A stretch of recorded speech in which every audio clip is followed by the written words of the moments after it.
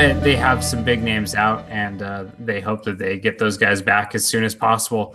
I think that it could definitely make an impact in this game.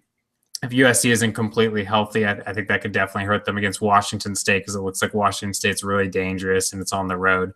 But, you know, a team like USC that's in the top 5 is supposed to make it through. It's not like Sam Darnold's injured. You know, they still have a good backfield. They still have a good defense, and, you know, despite these injuries. So USC should be able to pass this test if they are what people expect them to be. But it's definitely a test, especially when you're playing a team like Washington State, which everyone, you know, should respect that team a lot.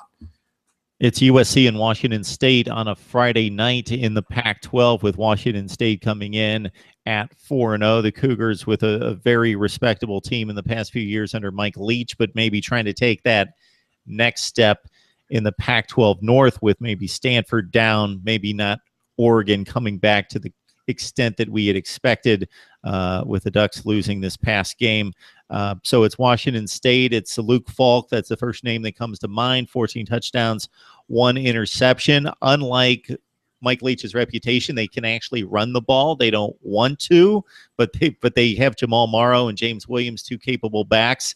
And for some reason, Chris, even before we got into the season, even in the preseason, in looking at this schedule, this game being in Pullman on a Friday night, where the weather, I don't know what the forecast is, but you can envision it not being the best, even though it is still September. It just kind of reeks of upset setting.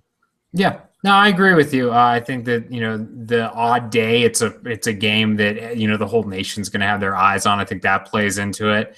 You know, Washington State, it's a smaller stadium, tough environment, and that team too. I mean, last year they almost won the Pac-12 North, you know, with some really good teams in that division. Mike Leach, I think, is one of the better coaches in the entire country. They have one of the better quarterbacks, at least in the conference.